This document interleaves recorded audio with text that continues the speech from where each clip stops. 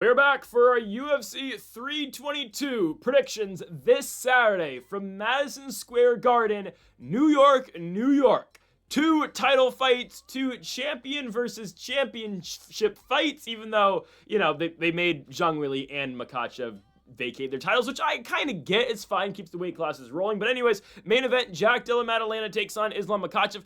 Guys, I know Della's nose has always been bad. Has it really always been this bad? I feel like they altered this picture a little bit on the poster. Do they not?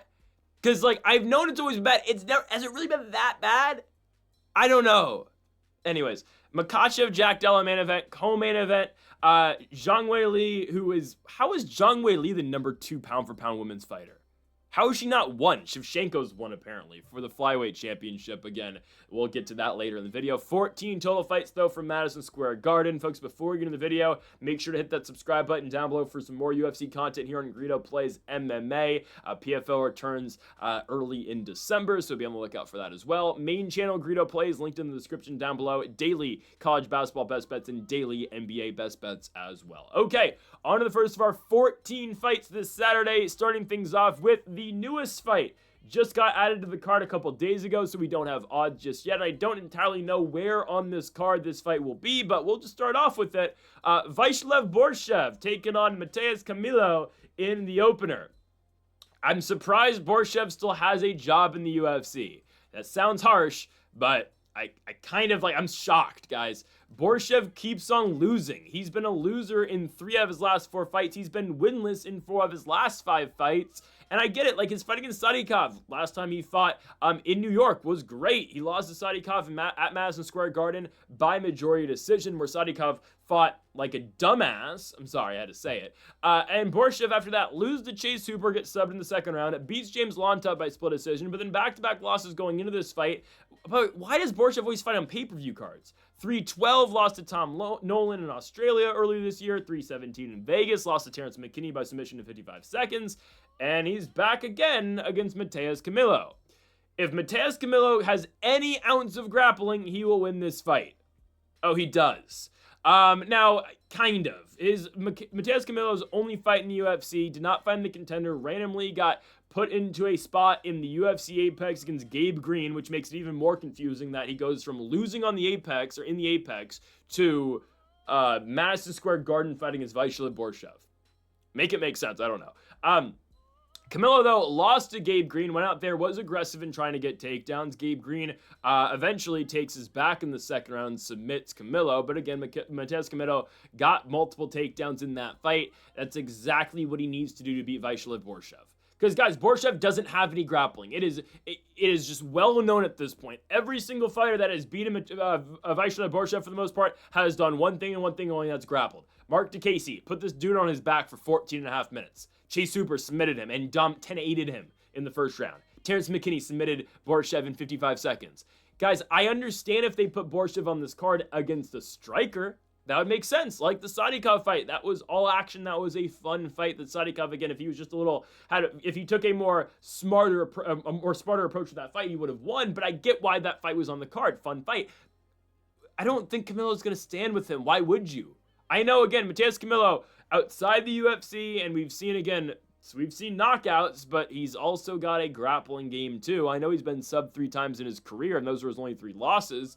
There is no threat of being subbed in this fight. Borshchev has 6 pro losses, 4 by decision, 2 by submission, but a lot of his losses are in some form because of grappling. Whether he's actually getting submitted or not, these fights that he's losing is because, he's on his back and he's getting beaten down.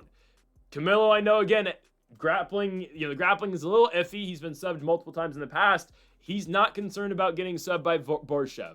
In every fight, guys, there is a superior grappler and a superior striker.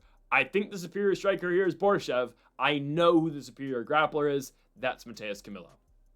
Camilo took down Gabe Green 2 times. Did he do anything with those takedowns? No. But this is as simple as, I know he can get takedowns. He was a favorite to beat Gabe Green, and he got subbed. But I know he can get takedowns, and I know he can take down Borshchev. And Borshchev, honestly, is kind of lost when he gets put on his back. He doesn't have the best submission defense. He doesn't really know how to get up. in most spots. And I'm not telling you, again, Camilo is going to get a straight submission here, but he should be easily able to dominate this fight. I'm going to take the Nova and Yao fighter and Mateus Camilo to beat Team Alpha Male's own Vyacheslav Borshchev. Also, Borshchev is 33 years of age and he doesn't know how to grapple. About to be 34. Camilo is 9 years younger than Borshchev, and I believe Camilo is going to be able to go out there and beat Slava Claus. Give me the Brazilian to win this fight by decision to open up the card. Again, expect a grappling-heavy approach and a victory again for Mateus Camilo. On to our second fight right now. This is scheduled to be the opener on the card. I don't know, again, where they're going to put Borshchev. Regardless, though, here comes our next fight. In the middleweight division, Baisingar Susurkaev taking on Eric McConico here in the middleweight division. Susurkaev obviously fought twice in 5 days. Susurkaev is in the same camp as Khamzat Chimaev, fought on the same card in which Khamzat fight, and I like how Susurkaev is now taking on the kill everyone mindset like Khamzat once had. By the way, where is Khamzat? Your buddy and training partner is already fighting again. Why aren't you fighting right away? Is that too much to I don't know, I'm just saying. Where is Khamzat at? There's not even talk about Khamzat fighting again. Regardless, Susurkaev obviously needs to fight because he's not making big money like Khamzat Chimaev is in Susurkaev's first UFC fight after beating Talha on the Contender Series. He beats Eric Nolan. Nolan taking the fight on short notice up a weight class. Susurkaev, though, struggles a little bit, but eventually gets that submission in the second round. Again, he's just the more dominant fighter, is the Chechenian. He's taking on McConico here, and I'm just going to be honest, McConico doesn't stand a chance, okay? I'm not going to, hold you on this one. I think we all know what's going to happen here. This is more so of how does Susurkaev win than how does he win than does he win? Because McConico does have a victory in the UFC, picked up a win in his last fight over Cody Brundage. That was in the Apex, actually, I believe, after the week before, Susurkaev's fight against Eric Nolan. McConico went out there and beat Cody Brundage. It was a fight of two sides, essentially. McConico was the better striker in that fight. Brundage tried to grapple McConico, and ultimately, who did damage in that fight? Again, Brundage went to the legs. Brundage wrestled quite a bit, but who actually did damage in the fight? Well, that would have been, I believe, San Bernardino zone, and Eric McConico, his first UFC fight was in Seattle. That's why I look at him as a Seattle guy. He's not. But anyways, right, McConico goes there and wins a split decision against Brundage. Did he actually win the fight? I guess. Again, it's one of those not great fights, but if you want to go damage-based scoring, I understand. McConico's 35.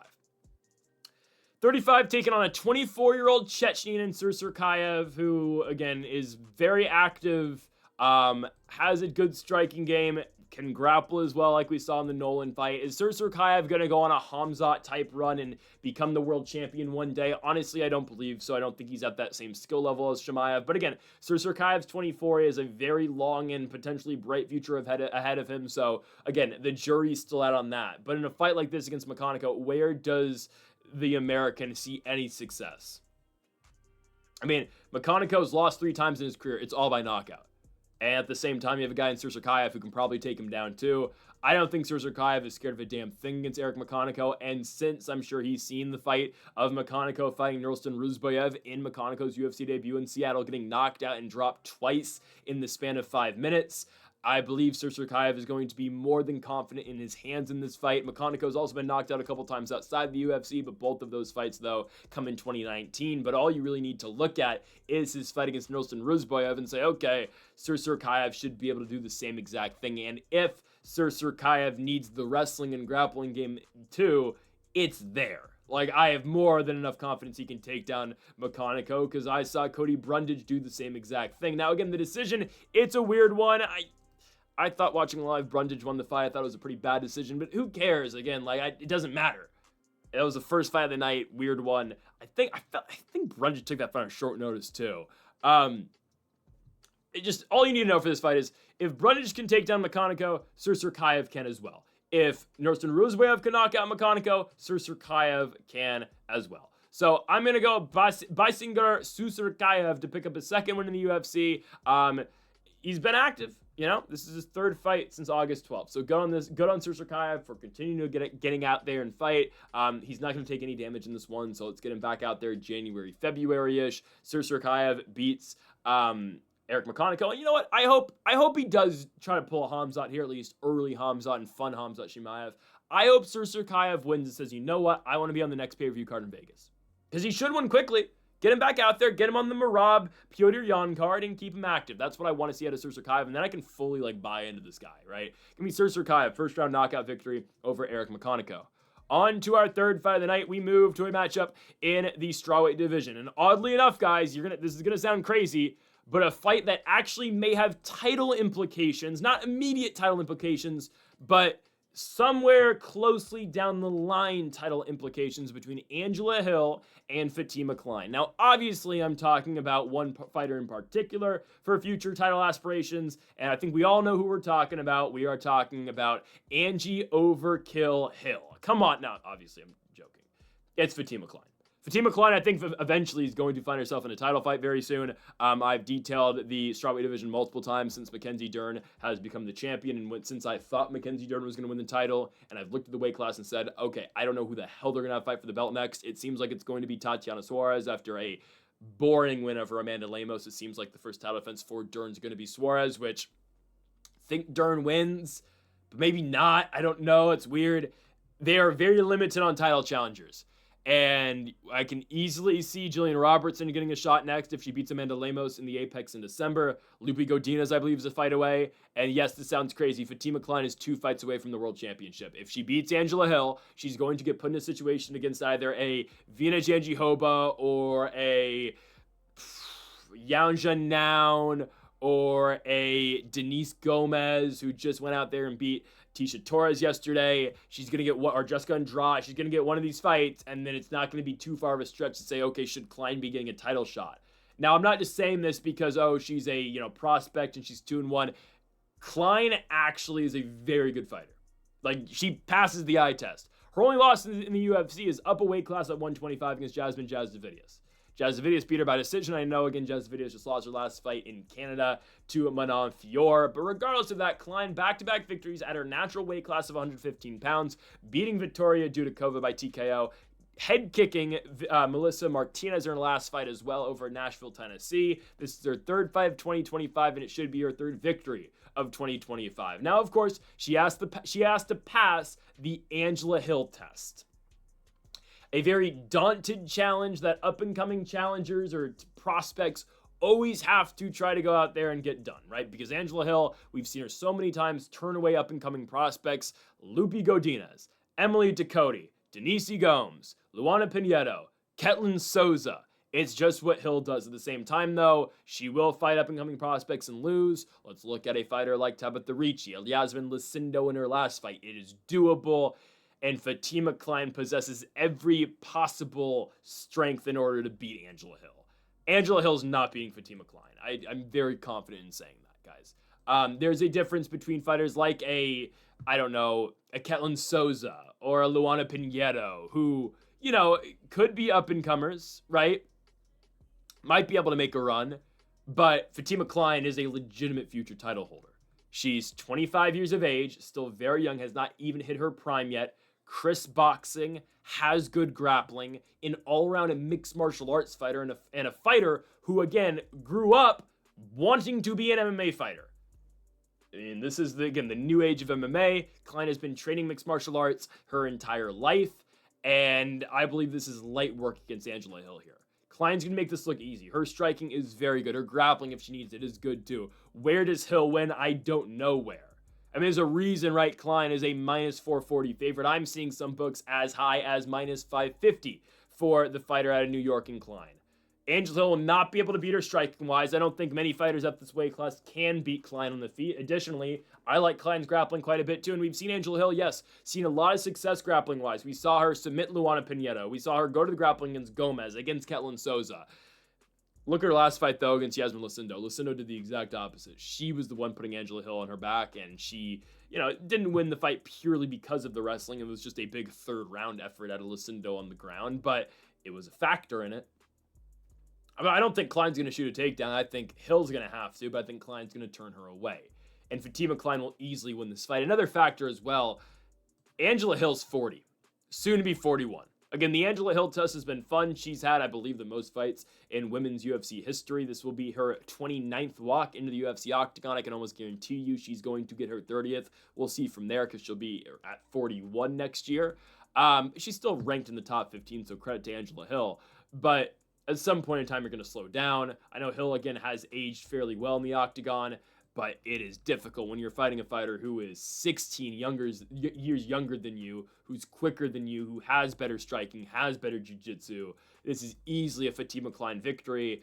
She will easily pass the Angela Hill test. Kline by decision. I'm thinking maybe a finish, but again, Angela Hill doesn't really get knocked out, so I'm not going to go with that. I've seen Hill fight some power strikers before, fighters who have tried to knock her out, Claudia Gadelha, Amanda Lemos, and she's been fine. So I'm going to go with a decision victory for Fatima Kline. You want to make a statement, go finish Angela Hill.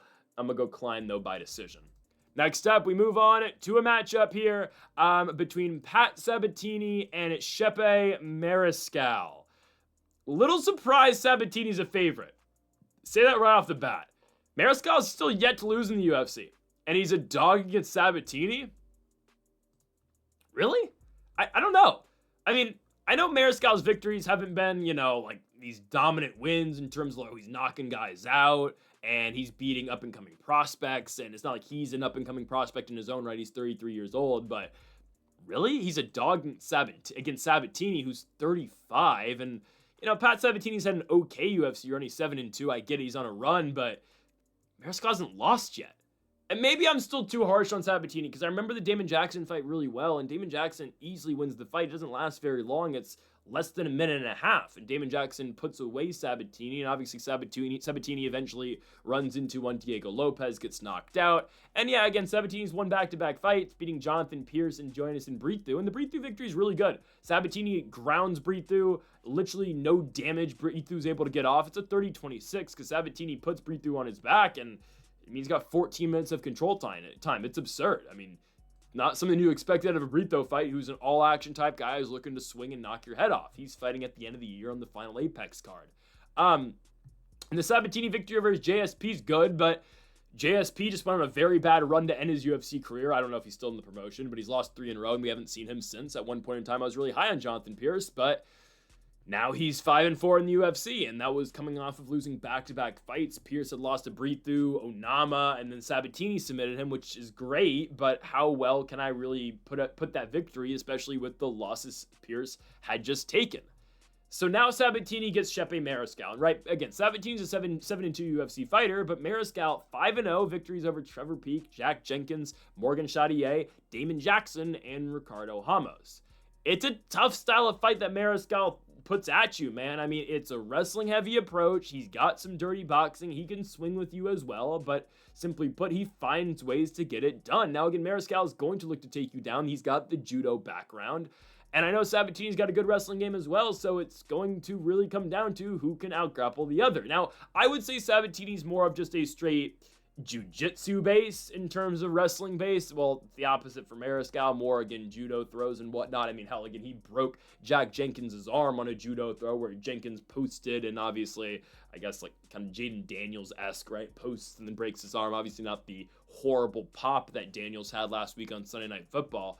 But Mariscal should be able to take the fight down, I think, against Sabatini. The question and the interesting part of this fight, what happens from there, is who wins once the fight's on the mat, because there's going to be scrambles, because a lot of Mariscal's takedowns aren't just straight up double legs, right? Because that's just not, again, that's not his base. A lot of his takedowns are throws, and not to say, again, he can't get a double and can get a single. He can definitely shoot for those, and those are in the arsenal, but a lot of what Mariscal is going to go out and do, he's going to try to tie you up. He's going to try to, either, body lock you down, find a way to drag you down, or throw you down, and that creates for space, and that creates for scrambles, and that's what Pat Sabatini is really good at doing. Again, he's a very good scrambler down there. I mean, remember that weird exchange against Jamal Emmers where Sabatini had the heel hook, Jamal Emmers had the toe hold, and obviously, right, the Sabatini heel hook is going to win over the toe hold all the time, eventually, again, that first round submission win, but that's where Sabatini excels. So it should be fun. I think Mariscal's a better striker than Pat Sabatini, but do we see this fight in the striking range all that much? I don't know. Maybe if I'm Mariscal, and I've definitely considered this, I know you want to get fights down, and you've done it pretty much in every single fight you've had so far in the UFC, but I don't really rate Sabatini striking that highly. he hasn't outstruck anybody in the UFC. Well, if you're Mariscal, maybe just keep the fight standing and beat him out here. Again, that's not where you're most comfortable at, but in terms of this fight and the pathway of least resistance, I believe it is through a striking gambit of Mariscal. So I'm just saying that's in the back pocket as well. So what I'm getting to here, my eventual pick, is Chepe Mariscal to win. I'm going to go Mariscal by decision. Because to me, there's multiple ways he can win. I know there's one way Pat Sabatini can win. I think it's if Mariscal takes him down, Sabatini scrambles, and he finds a way to a submission. I don't really think Sabatini can win a decision against Mariscal. Again, I don't think he can straight up take Chepe Mariscal down. I think his jiu-jitsu is better than Mariscal. But in order for Sabatini to win, he needs to create separation on the mat, and he needs to scramble immediately and win in transition and win a reversal, right? I just think it's too much for Sabatini to get done straight striking-wise like Mariscal. Maybe Sabatini gets that takedown, but I think Mariscal should be fine. Again, I think there's just too many things that need to go the right way for Sabatini to win, other than Mariscal, who has multiple pathways to get it done. So I'm going to go with Chepe Mariscal to remain undefeated in the UFC. He's going to go to 6-0 here with a victory over Pat Sabatini, who, oh, by the way, is 35. Mariscal's 33 at the same time, but still the younger guy. Mariscal's on a run, has not lost just yet, and I believe it stays that way after Saturday night. Chepe Mariscal goes out there and beats Pat Sabatini. He will get it done by unanimous decision.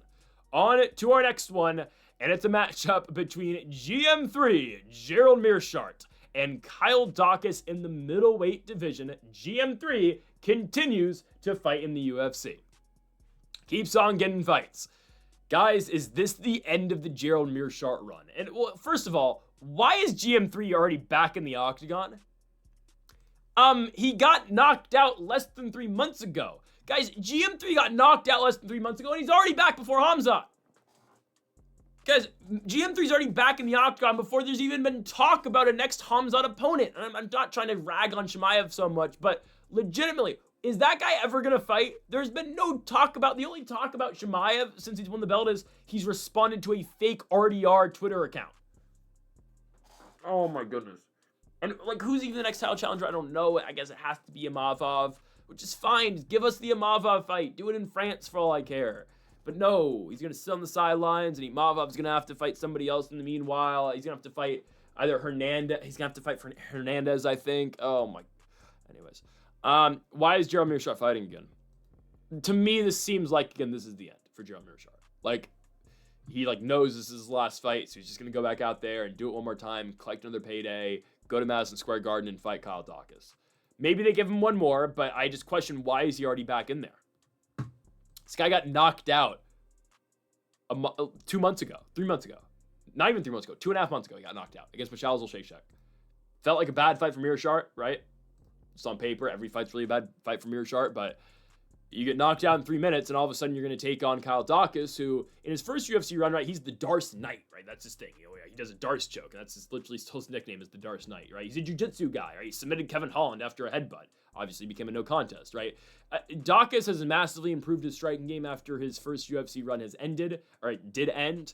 Daukaus in the first UFC run was 2-4. It wasn't great. Lost back-to-back fights to Roman Dolidze and Eric Anders before getting his release. Ended up winning the CFFC championship. Defended it 3 times. Comes back to the UFC. First fight, fights Michel Pereira over in China. He's a big underdog. We had the under in that fight, and I thought it was going to be a Michel Pereira knockout. Nope, other way around. Kyle Daukaus knocks him out in 45 seconds, less than 45 seconds. So now we have a Kyle Daukaus who actually has confidence in his hands and is not just scared straight striking and just looking for any takedown. No, he's a confident striker now at the same exact time. Oh boy, that's difficult for Gerald Meerschaert, because I know Daukaus is a grappling game, and if I'm Kyle Daukaus, I'm confident in my grappling already, but pathway of least resistance. Can Meerschaert take Daukaus down? Don't think so. Meerschaert's just too slow. He's too slow, and you can tell when he shoots. He's well telegraphed at this point. Daukaus will know when he shoots a takedown. By the way, Gerald Meerschaert has not successfully gotten a takedown since August of 2024, 4 fights ago when he beat Edmund Shabazian. But even if Meerschaert does take him down, you're not submitting Kyle Daukaus. I don't believe so. I know, again, GM3 is inevitable. He keeps on winning fights that he has no business in winning. And sure, I mean, I guess this is, yeah, I mean, I don't get this, man. I don't know why he's fighting. I'm trying to, like, rationalize why Meerschaert's back. There's no reason for him to fight already. Daukaus is knocking him out in the first round. It's that simple. Kyle Daukaus is knocking out Jared Meerschaert in the first round. Because now you're fighting a Daukaus that has confidence in his hands. He's seen one go through the net. He knocked out Michel Pereira in a fight that a lot of people thought he was going to lose. He's a plus 200 dog, walks into China, and wins a fight he's not supposed to win. And all of a sudden now, there's hype around Daukaus. What better way to capitalize on that hype than getting on a pay-per-view card in New York at Madison Square Garden? They do this once a year at MSG and fighting a veteran in Meerschaert, a guy that a lot of people know in Meerschaert's 25th UFC fight, and knocking him out cold in the first round. Guys, just in general, the chin and the brain especially, needs time to heal after getting knocked out and being separated from consciousness, or at least close to that. Meerschaert's back already 3 months. You need at least 5 or 6 months. And yet, coming back in there against a guy who just won by knockout in his last one. I hate it. Give me Kyle Daukaus, first round knockout victory over GM3 Gerald Meerschaert. It feels like the end for Meerschaert. Maybe they give him one more. I don't know. Daukaus' first round knockout is as close to a lock as you can get. Again, best bets video comes out on Thursday. Maybe you want to stay tuned for that. We'll have an exact bet for that Daukaus Meerschaert fight most likely later in the week. On to our next fight, we move to a matchup here between two undefeated fighters, undefeated professionally, undefeated obviously in the UFC. In the bantamweight division, Cody Haddon from Australia takes on Georgia's, not Marab's Georgia, Atlanta. He's not from Atlanta, but the South's Georgia, Malcolm Wellmaker. No odds just yet. Don't know why. I found odds for most fights on this card except for a couple. This is one of them. I believe this is the last fight on the card, at least, as we keep moving on, that I don't have odds for, but I'll make odds myself. I think Wellmaker would be a minus 250 favorite in this one. You probably have Haddon around plus 200. That's the amount of hype that there is around Malcolm Wellmaker, and for good reason. Wellmaker is a very good up-and-coming prospect who is 31, but I think is going to continue to win. 2 fights, 2 knockouts in the first round for Wellmaker. Now, the second one he had was Chris Moutinho, and Chris Moutinho had no business being in the UFC in the first place. He came back into the UFC for that fight against Wellmaker, and obviously Wellmaker knocked him out right away. Again, Moutinho has no business being in the UFC. I can guarantee you he's going to get one more fight in the UFC probably in 2026, and it's not going to go well for him. It's just going to be, who do we want to knock out Moutinho in the first round, who, by the way, again, has been knocked out in the first round in every single fight that he's had in the UFC, except for Sean O'Malley, who it took 14 and a half minutes for him to get knocked out before Herb Dean waved off the fight randomly. It wasn't a bad stoppage in all fairness, and don't yell, rigged gambling. I don't think so on that one. Anyways, Wellmaker's look good. He knocked out Cameron Simon, which was a huge victory, another prospect who has faded, obviously. And then Moutinho. He was supposed to take on Surrey City on this card. City just pulled out the last second, so here is Cody Haddon on very short notice to take it instead. Haddon's had one fight in the UFC, and he went out there and beat Dan Argueta by unanimous decision. That fight, was it in Australia? I think it was, right?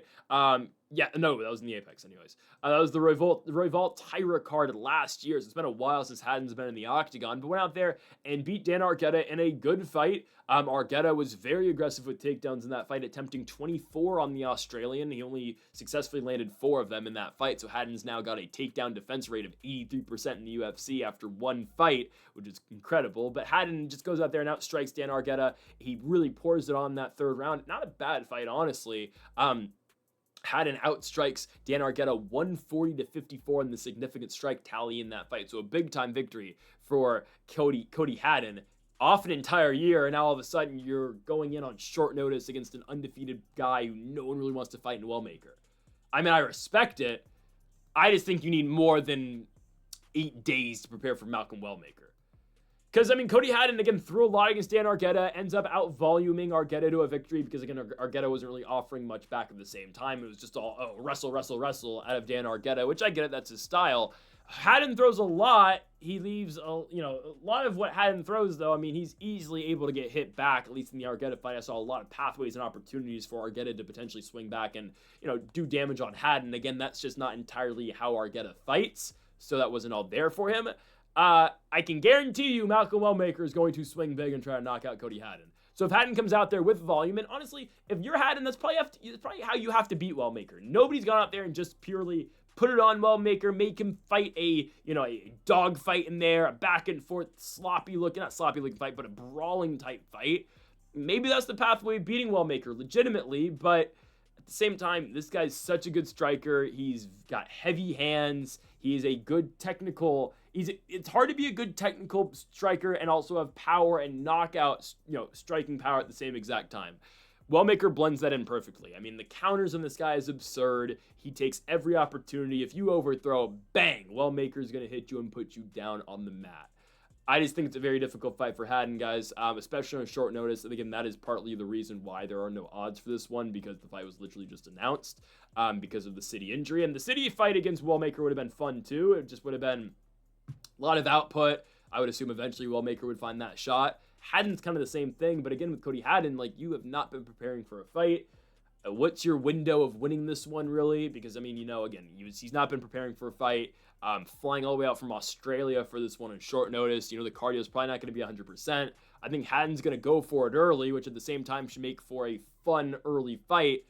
But I think Wellmaker tags Haddon before Haddon puts it together against Wellmaker. So I'm going to keep the undefeated. Someone's always got to go in the UFC, but Wellmaker is undefeated professionally. I thought Haddon was undefeated professionally as well. He's got one loss, but still undefeated. Malcolm Wellmaker goes to 11-0 here with this victory. I know undefeated fighters haven't fared too well in 2025 in the UFC, but Wellmaker will keep that undefeated run going. First round knockout for Malcolm Wellmaker as he takes down Cody Haddon in the first round, winning by knockout.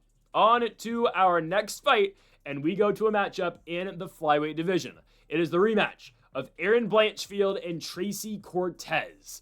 I don't entirely know why the UFC felt the need to make this rematch, but here we are.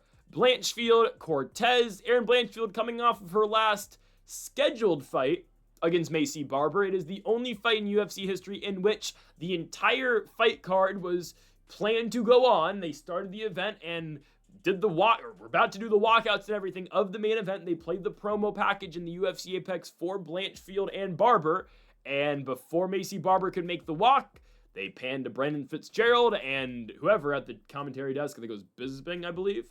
Unfortunately, Maycee Barber cannot make this bout. Can't make the walk. No decision. I mean, the fight just never happens. It's a canceled fight. Yeah, you can kind of mark it as a win for Aaron Blanchfield, honestly. And I know, again, that's partially unfair for Barber, who I think had a really bad weight cut. And I think she had a seizure backstage. It sucks, but it's kind of part of the fight game. Not the seizures part, but making the walk and whatnot. And kind of giving Blanchfield the win. I don't know if the UFC feels that way. Blanchfield now gets a fight against Tracy Cortez, which, let's just say it, is a step down from Maycee Barber, and I think this honestly benefits both of them, because Barber's going to fight Kline Silva at the next pay-per-view, and I expect Barber to win that fight quite easily, actually. So it's going to get wins for both Blanchfield and Barber, and in a 125 weight class where the championship is on the line tonight, you can kind of think these fighters actually have to match up against each other again anyways. And I'll get into that in a second, and I'll talk about the whole landscape of 125 after this prediction and obviously later on in the video as well. But yeah, isn't this just going to end up in Blanchfield and Barber again? I know Blanchfield said she doesn't want the fight anymore because they've already been scheduled to fight twice. Barber pulled out way back when in 2021. She pulled out again, obviously, right before the fight. I think Blanchfield's going to have to fight her eventually. And now there's actually some hype around this fight. You could probably make it a co-main event of a crowd fight night card in America because there's legitimate intrigue about this one, I guess. I don't know. Now, Aaron Blanchfield, Tracy Cortez. I know I've completely just dismissed Cortez right now for kind of good reason. I don't know how Tracy Cortez beats Aaron Blanchfield, in all fairness.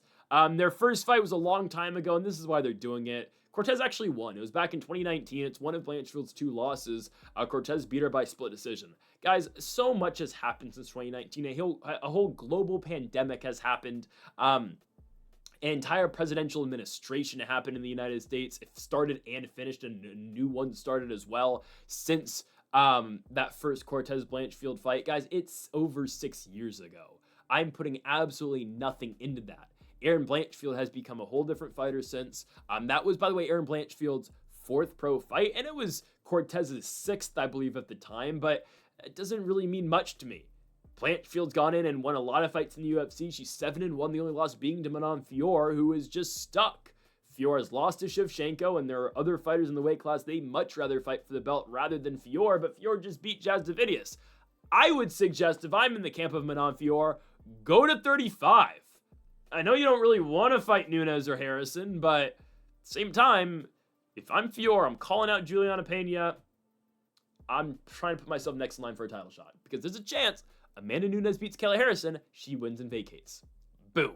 That's your chance for Manon Fiorot. Again, I just feel like Fiorot is stuck at 125. Yeah, you only lost once for the belt, but what opportunity is there? Because, guys, this title picture is backed up, and we'll get to that later, but Blanchfield, Barber, Natalia Silva, title fight tonight. It's going to take at least a year and a half for Fiorot to get that shot, and it's not like Fiorot is all that young either. So I'd go to 35, which is completely weak, and you fight one fight, you win one fight, and you're in a title shot. Because, like, Norma Dumont, it might be next up for the winner of Nunes and Harrison, and Dumont just won on a prelims card in the Apex. I think that Blanchfield's beating Cortez, guys. I don't know how Tracy beats her. I don't know. Blanchfield is literally better everywhere. She's a better striker than Tracy Cortez. Yes, I believe that. Erin Blanchfield's gotten so much better striking-wise. Watch the Rose Namajunas fight. Yeah, the Fiorot fight, she's getting beat, and she can't get into really entry levels in striking because Fiorot is just touching her up, and she's a much bigger fighter, a much taller fighter. I think it's just one of those fights stylistically. That's just such a tough fight for Blanchfield to win. But against Tracy Cortez, there is going to be no real, I think, factor of her, find, I don't think there's going to be no, trying to enter and get into striking range. There's going to be none of that. Blanchfield will be fine striking-wise, grappling-wise. I think she can take down Cortez and see a lot of success there as well. And I think it's an easy victory for Erin Blanchfield. It's a decision win. I know it's a rematch, and Cortez won the first time around, but I legitimately believe Erin Blanchfield outmatches Tracy Cortez every single place this fight goes. On the feet, on the ground, Erin Blanchfield is better than Tracy Cortez. Cortez is coming off a victory in her last one over Viviane Araújo. I don't put much in an Araújo win in 2025. You want to look at common opponents, both these fighters have fought Rose Namajunas in 5-round fights. Rose beat Cortez, Blanchfield beat Rose. Also, again, what I'm getting to about Blanchfield and Barber, they're going to have to fight each other. Natalia Silva is getting the next title fight.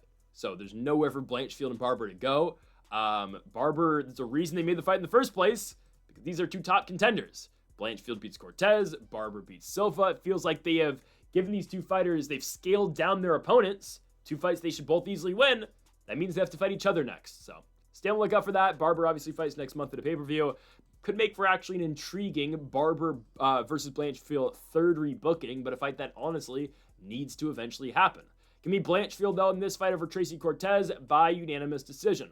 On to our next fight, we go to an all-action type bout in the middleweight division.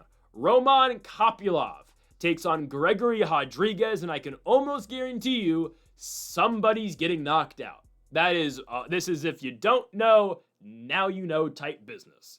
It is the second to last prelim on this card, with the featured prelim obviously being one Bo Nickal. But anyways, we have got Kopylov and Rodrigues.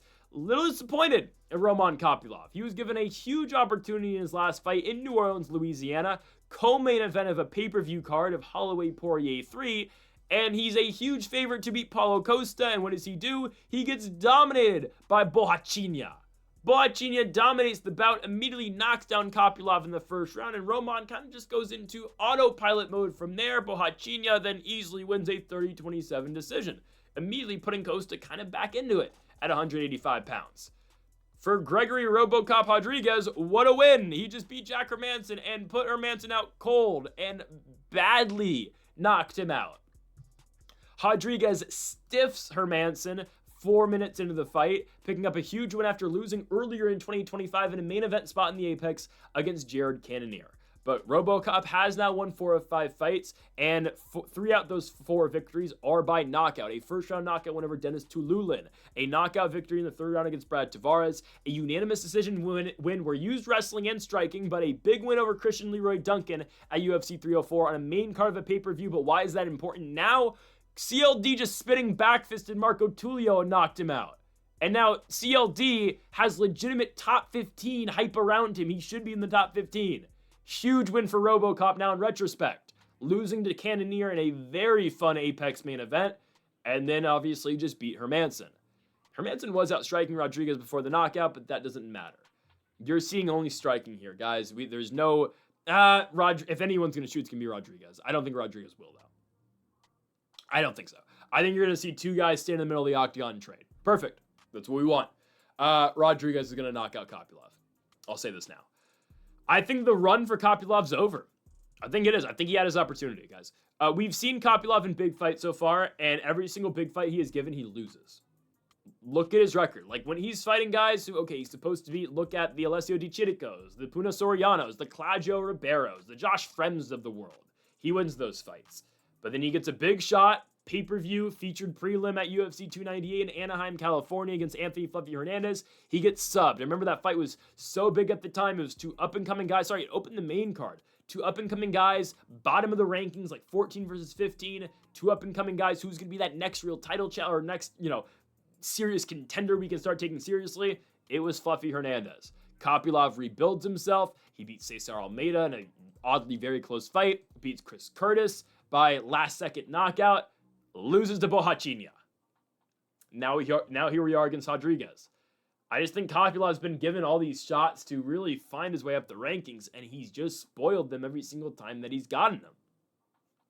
He's not beaten RoboCop, I'll tell you that. Rodrigues takes damage extremely well. I witnessed Gregory Rodrigues take shot after shot, power blow after power blow against Jared Cannonier, who still hits like a truck, and keep walking forward until the fourth round. At the same time, I know what Rodrigues can throw. I know the power in which Rodrigues throws back. And that knockout victory over Hermansson was absolutely big time. Now, again, I think Kopylov, the pathway of success for Kopylov has to be like the Curtis fight. He has to overwhelm Rodrigues volume-wise. And I know, again, Kopylov wasn't overwhelming Curtis volume-wise because Curtis throws a lot too. But if Kopylov goes out there and completely just tries to, output Gregory Rodrigues and just throws something at all times, that's by far his best chance of victory. I don't think it's going to work, though. Eventually, Rodrigues is going to sit down and want to knock him out at the same time, too. And Rodrigues is not afraid to fight that, complete war as well. I mean, again, watch the Cannonier fight. Both guys notched 2 knockdowns in that fight. Rodrigues will be fine in this fight against Kopylov. Again, I just think the Kopylov run's kind of over. You're 34 now, 35? 34 going on 35. Rodrigues coming off a big victory. Kopylov coming off a deflating loss in a co-main event of a main card of a pay-per-view. And now here you are in a big prelim spot in MSG. I don't think he comes through. I'm going to go Rodrigues. First round knockout win over Kopylov. And yeah, I do believe this is kind of the end of the Roman Kopylov run at 185. Obviously, he'll still be in the weight class, but now no more big fights for Kopylov for quite a bit. And again, 35, end of the run, kind of feels like it. Next up, featured prelim. Let's stay now in the middleweight division. Bo Nickal takes on Rodolfo Vieira. Originally supposed to be a main card fight. I know Dana White went on record and said Bo Nickal is not going to be back on, or I think Bo Nickal himself actually was not Dana. Bo Nickal himself said, I'm going to be a prelim my next fight out. UFC displayed their card for UFC 322 during the Abu Dhabi card at UFC 321, and it did display at the time Bo Nickal on the main card, and instead, I believe Beneil Dariush and Benoit Saint-Denis were on the undercard. Well, they've made the adjustment, and let's say it, the right adjustment, to put Bo Nickal on the undercard and put Benoit versus Dariush on the main card.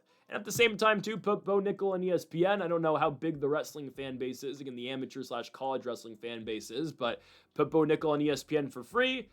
It's arguably, and Dana said this before, fighters have said this before, arguably being the featured prelim on ESPN/ABC. They don't do ABC anymore because UFC's going to Paramount. But being on ESPN's a bigger deal than being on the main card because, well, everyone gets this fight for free. So everyone gets to see you get all this exposure, and that's exactly the exposure Bo Nickal gets here against the 36-year-old Rodolfo Vieira. Now, it's a weird stylistical fight. It is, because you know what Bo Nickal is, obviously, right? One of the best wrestlers walking the face of the earth. Penn State, national champion, multi-time national champion. You know what Bo Nickal can do. Striking-wise, does he leave some to be desired? Obviously, he's a wrestler, and we saw that striking game in the Paul Craig fight, and I'll get to the RDR fight in a minute. Rodolfo Vieira is one of the best jiu-jitsu practitioners in the entire world. It's simply what he is, right? ADCC champion, all these jiu-jitsu accolades. I mean, it means something when your nickname is the Black Belt Hunter. Yep, he's That's his whole thing. He submits guys with black belts. Now, it's not like he doesn't like promote himself like that, but the whole point of the nickname, and it's fair because of how good of a jiu-jitsu practitioner he is, he submits really good jiu-jitsu guys. Except for Fluffy Hernandez, who just wore him out. Anyways, now the hype on Vieira is not where it used to be at one point in time. Again, like going into a fight against Anthony Hernandez a while ago, Vieira was an undefeated kind of prospect, like 32. No one could touch him on the ground, and then, Anthony Hernandez just, it was a war of attrition. Hernandez out-cardioed him and eventually submitted Vieira by guillotine choke. It was brutal, but that's the fight that really showed you, okay, Fluffy's actually for real. Now, since that initial loss to Hernandez, Vieira has gone 4-2, beating Dustin Stoltzfus by submission in a fight that he was losing until the third round. Losing to Chris Curtis, beating Cody Brundage, beating Arman Petrosyan, both of which, again, Brundage, Petrosyan by arm triangle, losing to Andre Petrosky, and then beating Tresean Gore in his last fight. Oddly enough, a striking win for Rodolfo Vieira on that Park versus Tyra card in the Apex in August. I'm interested to see what Bo Nickal does here. So, looking at Bo Nickal's last fight against Reinier de Ridder, Nickal loses, right? He gets knee to the body in that second round, and he crumbles. First round is probably won by RDR. Nickal gets a takedown in the first. Actually, no, it's probably a Nickal round. Bo gets a takedown in the first round, rides out top positioning, and we go into the second. RDR drops Bo Nickal and eventually gets the knockout. It's not a bad loss, guys. I know everyone's down on Bo Nickal, and it's, kind of the cool thing to not like Bo Nickal. I get it. I get, why... I get that people don't like Bo Nickal. I don't entirely know why. I guess he doesn't do himself any favors sometimes. I get that. But anyways, that's not a bad loss when you look at it. Like, RDR then went and beat Robert Whittaker. Now, did he lose a fight due to exhaustion due to Brendan Allen in Canada? Yeah, that was bad, but RDR is a legitimate top 8 fighter. Bo Nickal's going from fighting a top 8 fighter in Reinier de Ridder to, a top 30 fighter in Rodolfo Vieira. Like, it shouldn't be close, guys. Yeah, stylistically, is it weird? Because, Bo Nickal versus a really good jiu-jitsu guy, 100%. Like, the jiu-jitsu guy in Rodolfo Vieira. Bo Nickal's going to outstrike him. This is like the same strategy Bo Nickal had against Paul Craig is exactly what he needs to have here. If you're Bo Nickal, you don't care about entertainment. I know after the Paul Craig fight, he said, I'm sorry I couldn't get a finish. I don't know if this was the most entertaining fight, but I had to get a win in Madison Square Garden. And he did. Great victory, right? The president was in attendance last fight he had. I kind of think the president's probably going to be in attendance this time too. Obviously, Trump in that New York area. He was at the last MSG card. He'll probably be there too. I know, again, Trump's very big on Bo Nickal. Why do I bring that up? Again, the entertainment factor for Nickal. I don't think he's going to care about that. To impress Dana, to impress Trump, he needs to win. If you're Bo Nickal, the last thing you can have is, okay, I get a nice takedown, but a guy in Rodolfo Vieira who's going to invite that takedown, and then, I'm stuck in a triangle choke. Can't do that. How does Nickal win? He outstrikes Rodolfo Vieira. And it doesn't have to be pretty, but he takes the same exact game plan he had in the Paul Craig fight where he didn't shoot a single takedown, and he just works on his boxing and beats Rodolfo Vieira. Vieira's a better striker than Craig is, don't get me wrong. He just won his last fight due to purely striking against Tresean Gore, but at the same time, that fight was kind of different because, Vieira outstrikes Gore just because Gore had no output, but Vieira went 1 for 14 on takedown attempts in that fight. And obviously, he did some damage striking-wise, but I think Nickal's going to win. I don't think it's going to be a fun one, I'll tell you that. If Bo Nickal submits Rodolfo Vieira, I'll be so impressed. And if he goes out there and goes full balls to the wall and tries to take down Vieira and starts hammering away, you know what? I'll be sold again on Bo Nickal.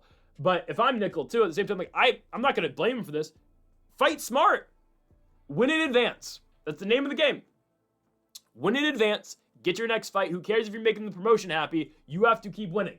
Because the promotion's happiness with you does not mean it squat if you can't win this fight. Win this one, deal with the happiness later, go out there and get a finish in your next fight against a guy who's nowhere near your wrestling. Again, Vieira's wrestling's not close to Nickal. His grappling, though, is all to be concerned about. Bo Nickal should be able to beat Rodolfo Vieira, though. I think he can get it done by unanimous decision due to purely striking, which might not be the fun answer, but it's probably the right answer. Give me Bo Nickal. Next up, we go to the opener here for the main card of the pay-per-view. In the lightweight division, Beneil Dariush takes on Benoit Saint-Denis. Beneil Dariush extends his time, let's say, in the top 10 of the UFC's lightweight division with a win during International Fight Week over Renato Moicano. It was a big victory for Dariush, right? Looked like he was pretty much done being a serious threat to the title, or at least in the top 10. Moicano drops Dariush in the first round. We're watching thinking, okay, this one's over. And then second round happens. Moicano all of a sudden is tired. He actually tires at the end of the first round, and second round happens, and Moicano is completely out of gas. Dariush dominates the second and third rounds, easily winning a 29-28 decision. So after back-to-back losses for Dariush against Charles Oliveira and Arman Tsarukyan, he is back. And here you go, another big opportunity for Benoit Saint-Denis, who has continued to see big opportunity after big opportunity after big opportunity for the promotion. I kind of get it, I think. You know, he's marketable, he's French, and I'm very certain Benoit has not turned anybody down. Look at his last fight. I don't really think there's too many guys who are jumping up to fight Mauricio Hufi when Benoit fought Hufi, especially after the loss to Moicano Saint-Denis had, and he beat Kyle Prepolek, but we know what Kyle Prepolek is, right? I don't think, it was a smart fight for Benoit to have. I thought Hufi was going to knock him out, I'll be honest with you. Benoit fraud checks Mauricio Hufi. There's no other way to put it. He fraud checked Hufi. Takes him down, dominates him on the ground. Obviously, he started a very bad run for the Fighting Nerds. There is a Fighting Nerd tonight. Obviously, Carlos Prates, he's up in actually the next fight. But Benoit Saint-Denis takes Hufi down, submits him in the second round, and yes, that is a fraud check. Will Hufi be back? Probably, but is he ever going to have anywhere near the hype he had going into the Saint-Denis fight? No. UFC could not capitalize on the Fighting Nerds' momentum, and well, I guess Hufi couldn't capitalize on the Fighting Nerds' momentum. And again, it is a victory for Benoit Saint-Denis. So Benoit now gets Beneil Dariush, a much better grappler than Mauricio Hufi. Do not get me wrong. We know that the grappling game Benny has. Hell, he wins that fight against Moicano. Again, partly because Moicano runs out of gas, but at the same time, Dariush puts him on his back, aggressive wrestling approach, wins the fight that way. We've seen Dariush result to his wrestling in the past before. Look at the CDF fight. Look at the Tony Ferguson fight. Striking-wise, Dariush has it. I'm not in love with the striking game out of Beneil Dariush, especially at his age right now. That's another big factor in this one. Dariush is not getting any bit younger. He's 36 going into this one against the 29-year-old Benoit Saint-Denis, who is the god of war. But if I'm Dariush, I think I'm testing the grappling out of Benoit Saint-Denis. I think I'm testing the wrestling. I know that really has not been a game plan out of anybody so far, except for maybe like Frivola in the very limited fight that he had against Benoit. Striking-wise, I don't think Dariush can beat Benoit Saint-Denis. I think it might be an overrated striking game out of Benoit, sure. But, guys, I don't think Dariush is the best striker at 36, and I don't think his chin's the best at 36 years of age. So what is the pathway of least resistance? Go out there and grapple him. I mean, going into a Moicano fight where we're saying, Dariush needs to go out there and just put him on his back? Not entirely, but he did it and he won. I mean, Benny's at a point in his career where it doesn't really matter how he gets it done. He needs to win.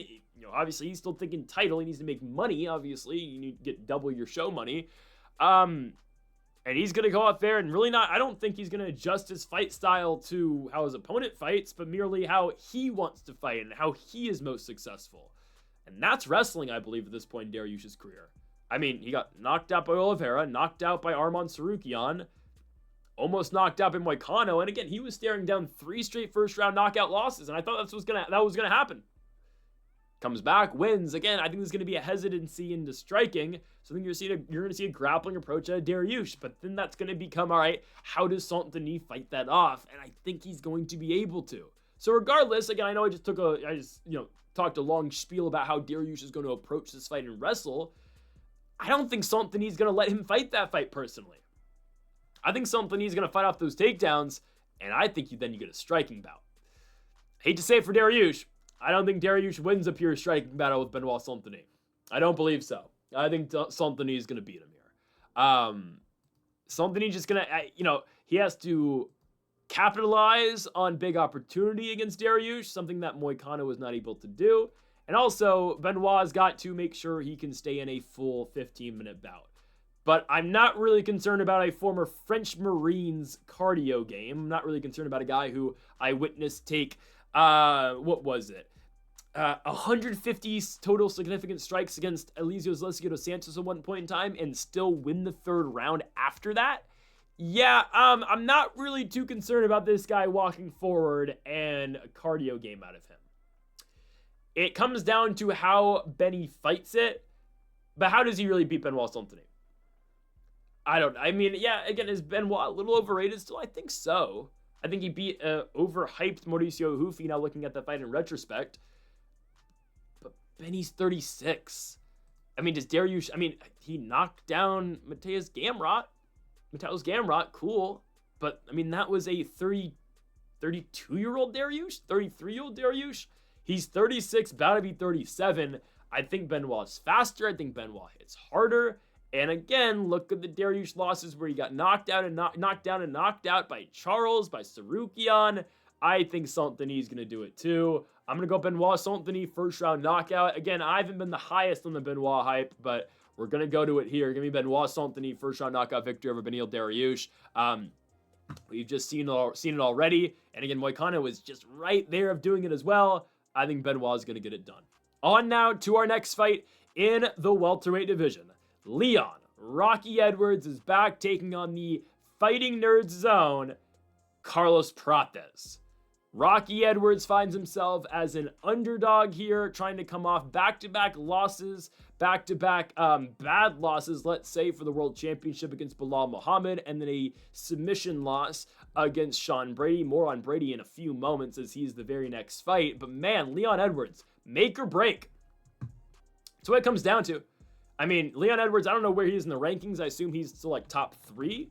They're giving Carlos Prates the opportunity of a lifetime, just like how Sean Brady, propelled himself to be the number 1 contender or the number 2 contender after beating Leon Edwards. Edwards is 3rd, and Prates is 9. I love Colby Covington more than anybody. You know, I'm a big Colby Covington fan. I have, that was my guy, and he still is my guy. Why is Colby Covington ranked 10th in the weight class? With all due respect. I like how, by the way, Bonfim called out Colby. Like, Colby's going to come back and fight Bonfim. Actually, no, I know why Colby's ranked. He's going to fight on the White House card, and he's going to fight Wonder Boy, and he's going to win. And he's going to find himself in a fight probably where he lose and retire after against a somewhat notable guy. Anyways, though, I think that's the one time Colby's going to come back. It's going to be for the White House, and it's going to be Wonder Boy, because the UFC is going to do Wonder Boy a favor by saying, oh, well, you should have beat Bonfim. Here's Colby. Have fun wrestling. I don't even know if Colby can win that fight anymore, though. I hope he can. I don't know. Anyways, Leon Edwards versus Carlos Prates. I don't know what Leon Edwards was thinking in his last fight. We've seen now how the fight was in the 4th finish. We've seen 9 bad rounds out of Leon Edwards. Sure, he won 1 round against Bilal Muhammad, but I'll just, let's group it all together. Leon Edwards has not been Leon Edwards in 9 rounds, and let's argue too, Colby Covington fight with Leon. Okay, I don't know how much you want to believe in Colby did have a broken foot. He broke his foot on the first kick he threw in that fight. On top of that as well, Colby just fought a bad fight. Colby was inactive for 21 months going into that fight. Everything was brutal again. Oh my God, Colby should have won the title. Oh my goodness, I think about the fight quite a bit. Colby easily should have won that fight after watching what Bilal did to Leon. Colby should have won and retired, and he actually could have been the champ. And then that could have boosted his political career so much because I know he's going to run for Congress soon. I believe so. I just can't believe Colby really never won the belt.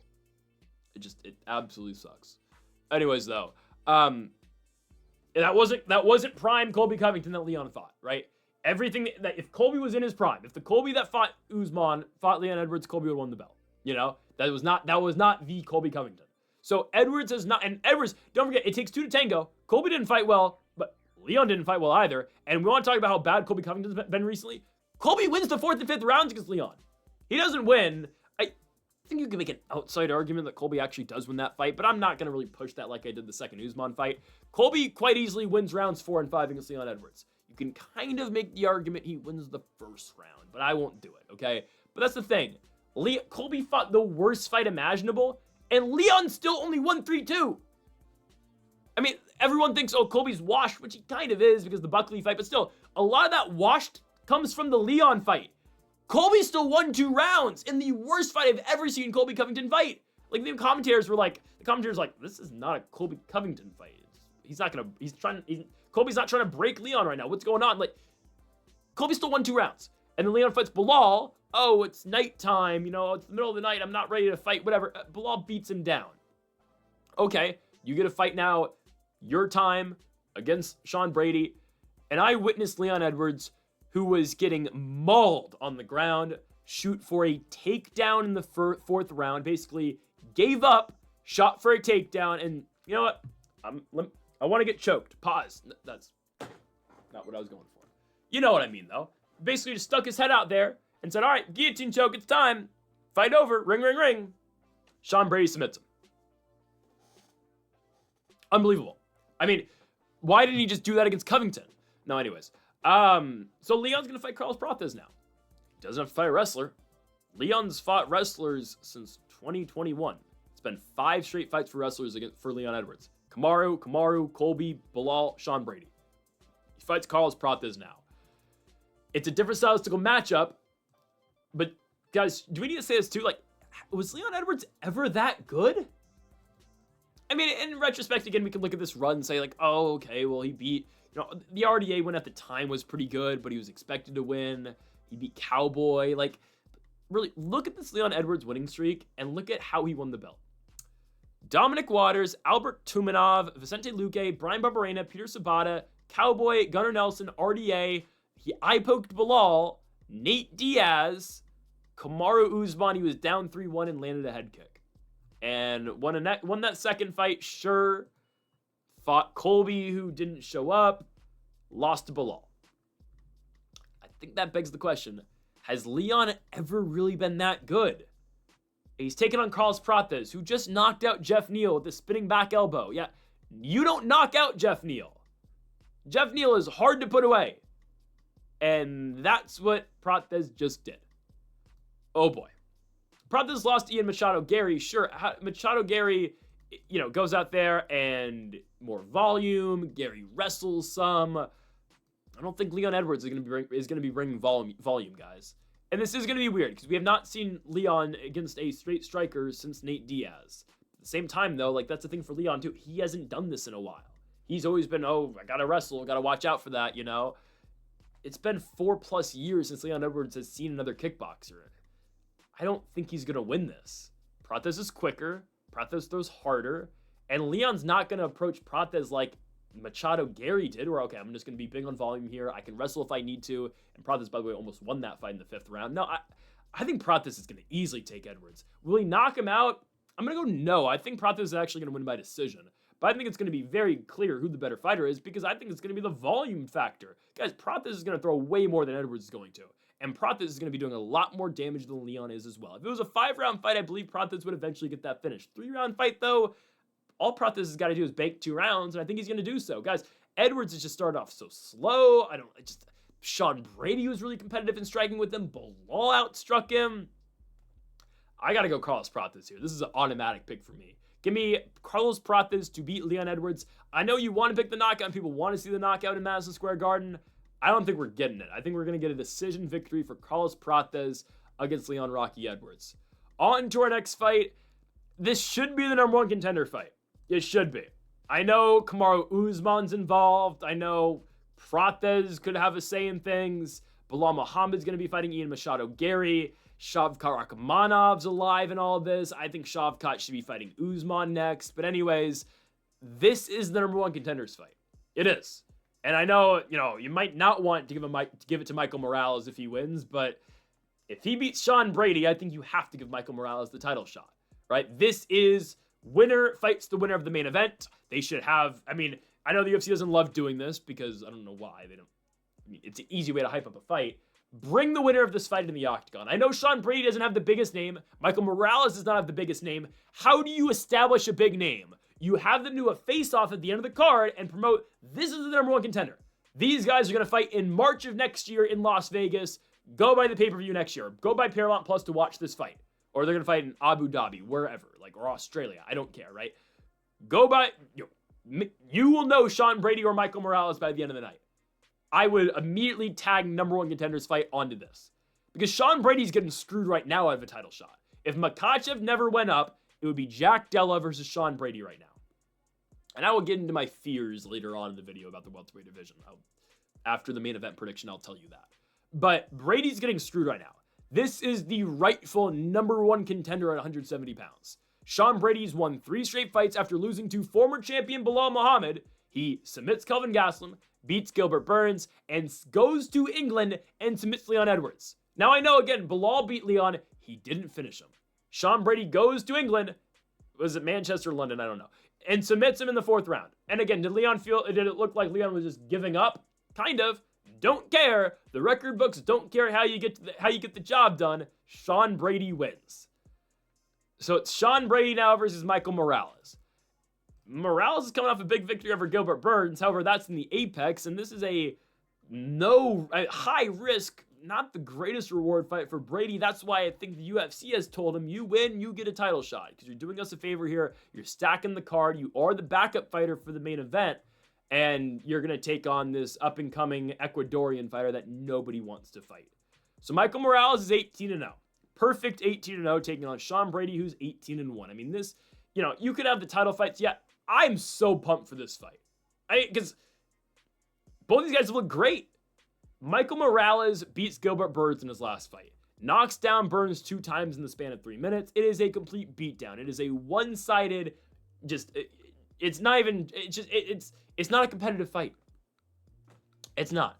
Michael Morales beats the living shit out of Gilbert Burns, wins the fight. We have not seen Burns since. I assume he'll get another fight in the UFC, but it is a one-sided beatdown for Michael Morales over Gilbert Burns. He is now 6-0 in the UFC. He knocked out Neil Magny in a main event prior to that as well. So Michael Morales is coming off of, that was a co-main, wasn't it? No, it's just a straight main card fight. Wow. It was Magny and Prates was the main event, right? Yeah, it was. Okay. Anyways, back-to-back first-round knockout wins for Michael Morales. Here you go. Here's Sean Brady. The question is, can Sean Brady take Michael Morales down? Because if he can't, Morales will knock him out.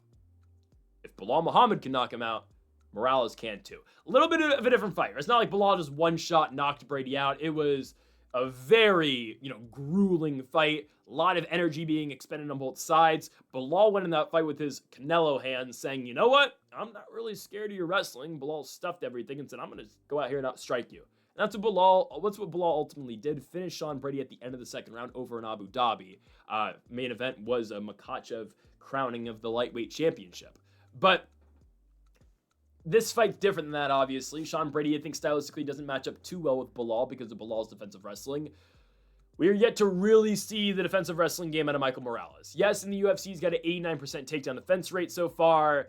I mean, this is like, okay, Jake Matthews shoots 1 takedown. Max Griffin shoots 8 takedowns. Neil Magny shoots a takedown. He has not been tested nowhere near the wrestler of Sean Brady. Sean Brady's wrestling is absurd.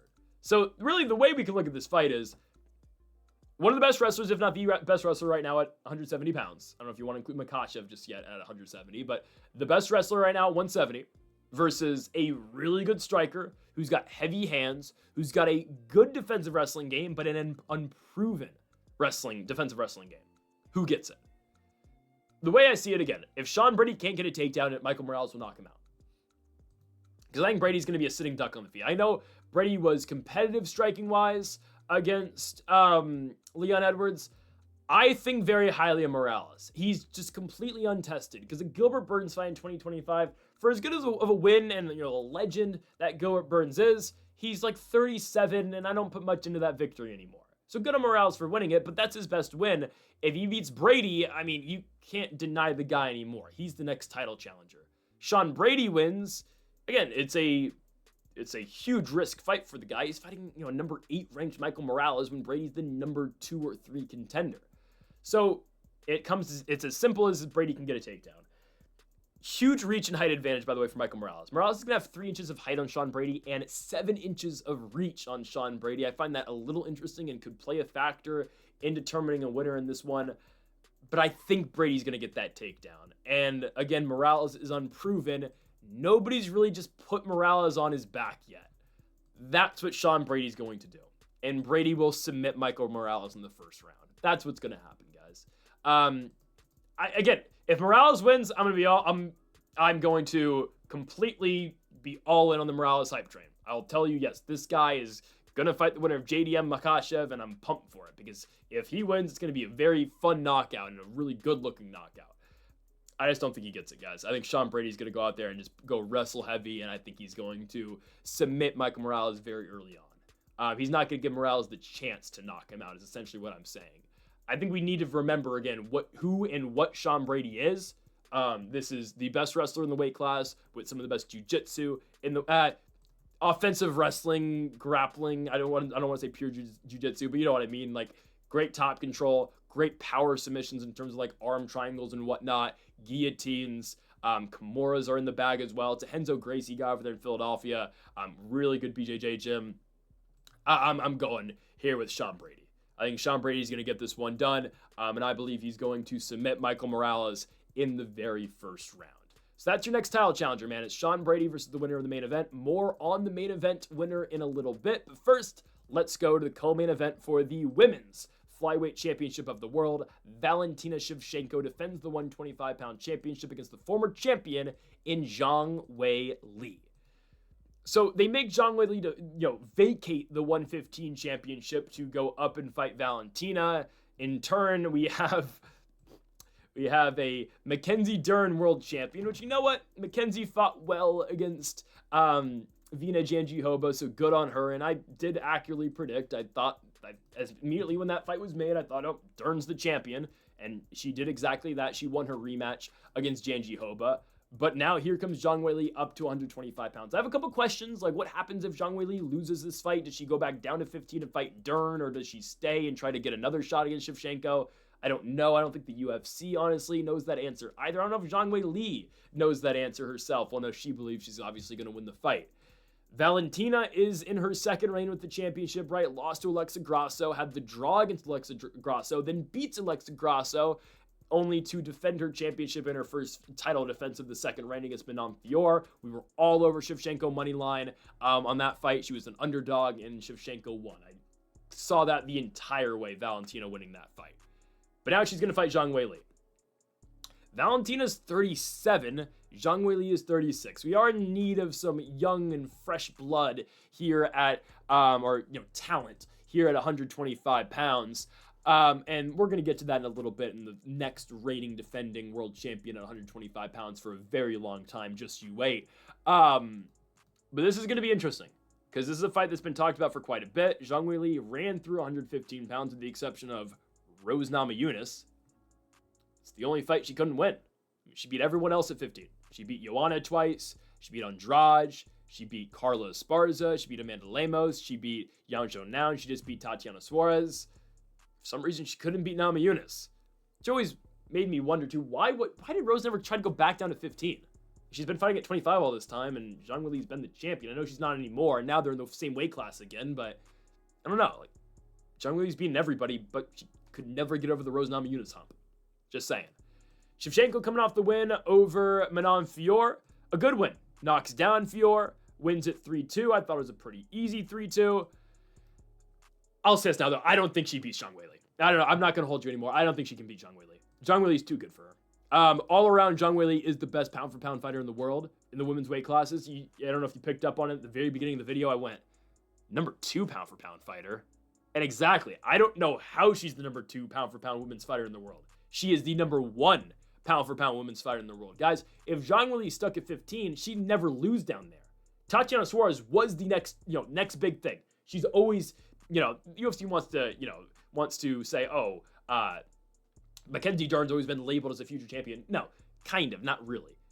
Tatiana Suarez has always been labeled as the next champion at 115 pounds. If she can just get healthy and get a title shot, she will be the champ. She was favored to beat Zhang Weili. Zhang turns her away. Loses the first round, but then completely dominates after that. Tatiana Suarez has 12 significant strikes in the entire fight, and yet she's going to find herself in another title fight coming up, which, I guess, I don't know, whatever, it's cool. Zhang Weili's too good for Shevchenko. She's got good enough hands to compete on the feet with Valentina, I think. But where I think Zhang Weili's going to win is in the wrestling. I know Valentina has gone to a lot of very wrestle heavy recently. Zhang Weili's wrestling is so good, man. It is. Yeah, she got taken down by Tatiana Suarez. Okay. Full cardio and conditioned Tatiana, especially in the first round. I don't know if any women's fighter, I don't think Shevchenko can beat Suarez in the first round wrestling. Nobody can, right? And that's Suarez's next title fight. It's going to be her window of opportunity to win the belt against Dern. It's going to be in the first round. I'm not concerned about that at all, about Zhang getting taken down by Suarez. From there, she was fine. Stuffed every single takedown from that point on that Suarez shot. And I know against Suarez was labored, but 1 for 15 takedown attempts for Suarez or really the entire fight, 0 for 14 post the first round. I think Zhang can out-wrestle Shevchenko. Striking-wise, I think she can outstrike Shevchenko as well. I think it's more likely, though, it's going to be a grappling-heavy approach out of Zhang Weili. Because we have seen kind of this is why I thought Suarez was going to beat her. We saw Yan Zhou really wobble Zhang Weili at 300. Obviously, Zhang was fine. She won the bout, but it was a little too close for comfort at times. I think Valentina is going to win a lot of the striking exchanges. I mean, hell, we saw Rose Namajunas knock out Zhang Weili as well. The grappling, though, is where Zhang's going to take over this fight. I know Valentina, again, has that, she out-grappled Grasso. Great. Zhang Weili is a whole other monster, and we haven't even seen Zhang yet at 125 pounds. I believe she's just going to be better. She's going to be stronger. It's a really difficult fight, in my opinion, for Valentina Shevchenko, who, again, is just getting older. Zhang Weili's getting older, too, but this, in my opinion, is Zhang Weili's fight.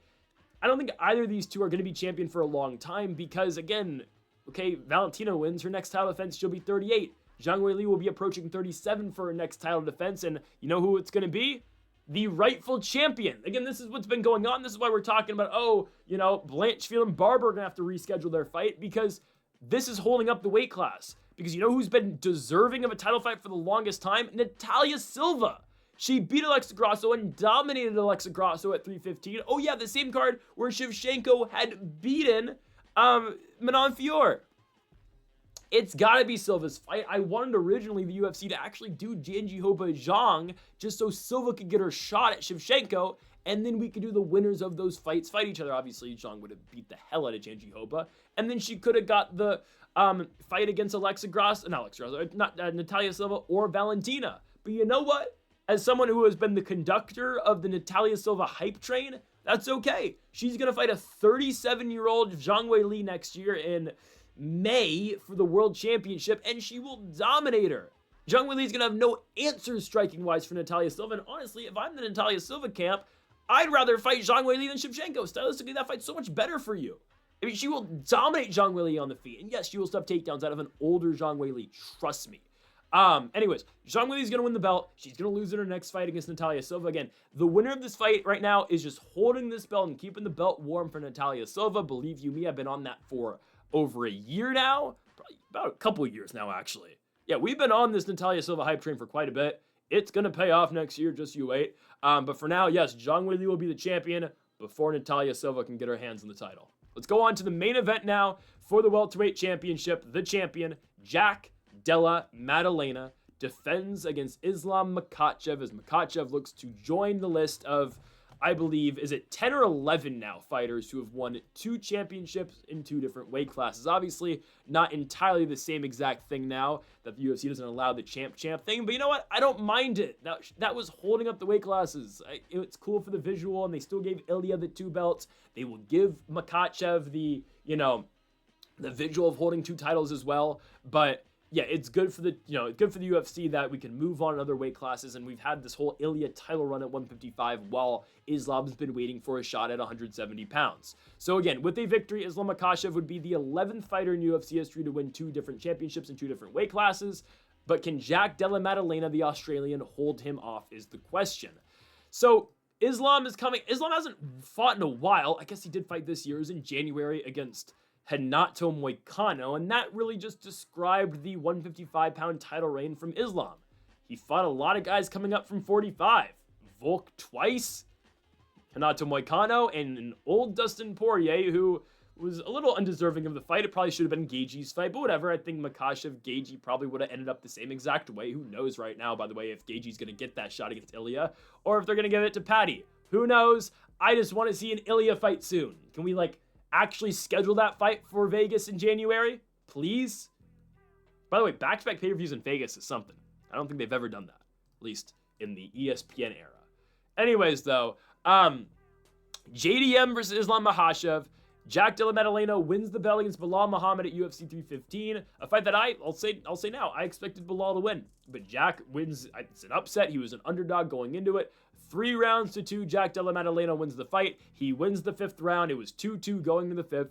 And Jack Della Maddalena walks out of Montreal, Quebec, Canada as the world champion.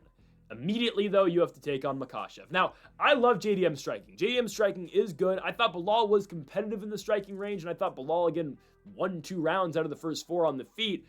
More specifically, I believe it was 3 and 4.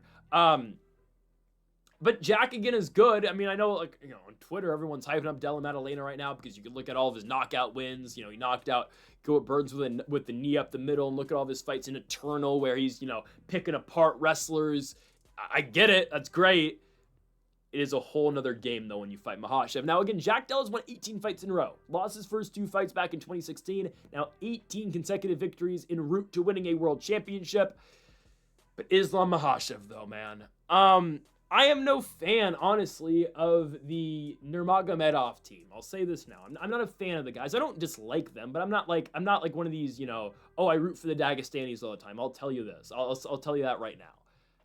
I've been very honest, though, about my assessment about Islam Makhachev. I don't love the fact that these guys don't fight often, and that's part of my frustration. That is my frustration with them all the time, is that I think if Islam fought 3 times a year, he would be so high up the greatest of all time ranks. And that's all I want to see out of these guys.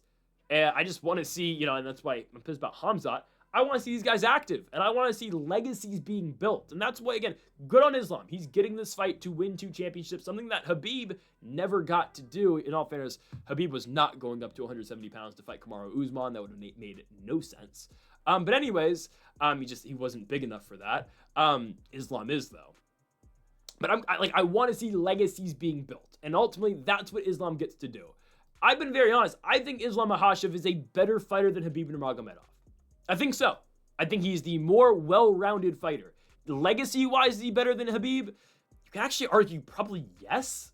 That's going to sound crazy. I think you can already argue yes, he has a better legacy than Khabib, because you look at other than Khabib's Poirier, Gagey, Conor fights. What is his legacy? Yeah, 29-0. Look at the other 20 fights he has. Anyways, though, look at Islam's resume. My goodness. Oliveira, Volk, Poirier. I know the Moicano win's not great, but Dan Hooker, and then now, here we go, Jack Della, if he gets it. I've been very honest. I said, I think Islam's the better fighter. Khabib will tell you, Islam is a better fighter. Islam's got great striking. His wrestling is excellent. Again, I will always tell you, I will always look at that high leg throw, single leg throw, I don't know what you want to call it, against Dustin Poirier to win the fight and get that Darce choke finish. How does he get the fight down? Again, low single, throws him, ends up on top, gets the Darce choke. And Islam's fighting against Moicano. Again, yeah, it's Renato Moicano. Who cares? Well, again, he takes care of business, and that's not Makhachev's fault. He doesn't get to fight Susurkaev. Susurkaev screwed it up for everybody. Susurkaev hasn't fought since 300. It's ridiculous. So again, I've said I think Makhachev's already greater on the all-time list than Khabib. I do believe so. If he loses, obviously, this fight, Khabib will jump him, obviously, because Khabib never lost. But if he wins this fight, I think Islam's got to be in the top 3 ever. I think Islam's got to be in the top 3 ever with GSP and John Jones. No order, obviously, but I think that's honestly where you have to put Makhachev. You have to put him top 3 if he beats Jack Della Maddalena because of winning 2 titles. Now, again, the whole thing of Duck and Ilya, I think that's there. I don't love it. Again, you can say what you want. Oh, he just wants to go up. Oh, the legacy would be weird if he fought Topuria because he beats all these 45 pounders. He should have stayed at 55 and fought Ilya. Do I think Islam's scared of Topuria? I don't think so.